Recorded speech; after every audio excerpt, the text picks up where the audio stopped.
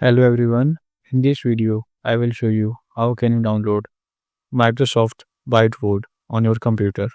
So for downloading that, press on Window key and then open Microsoft Store, and here on the search bar, search here Microsoft Whiteboard.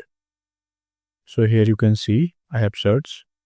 Now here you can see Microsoft Whiteboard is showing. Now click on it. Now click on install to download the Microsoft Whiteboard on your computer.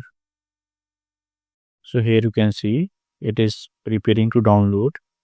So this will take a few seconds according to your internet speed to download. So let's wait for it. So after the installation, what can say downloading, it will automatically install on your computer. So by clicking on open, you can open the Microsoft Whiteboard and start writing on Whiteboard.